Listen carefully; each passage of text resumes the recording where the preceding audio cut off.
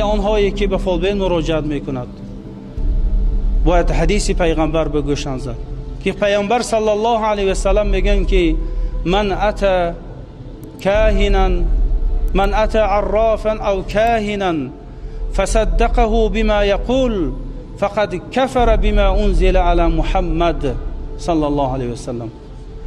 هر کسی که به نزد در فولبین بیاید، در فولبین را کوبد و در نزد سحرگر و جادوگر بیاید و از چیزی پرسد و سخن وی را تصدیق کند، در حقیقت به قرآن کافر شده است.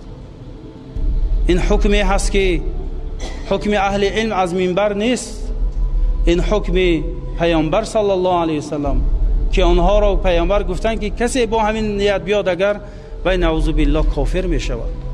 چی کافر می شود؟ قرآن به، چون که در قرآن الله خبر می دهد که علم غیب را تنها الله می داند گفته. حتی از بابی از جهتی که یک فهمم چی تا کدام درجه همین حق یا ناحق بوده، همین مسئله که اگر در فولبین بیاد هم پیامبر جزاش گفتن که من اتی کاهنا او عرافا لن تقبل له صلاة 40 لیله.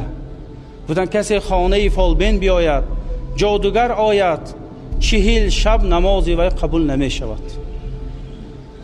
با امانی که 40 شب یا 40 روز شما وقتی که قصداً نماز ترک کنید گناه هست یا ثواب می؟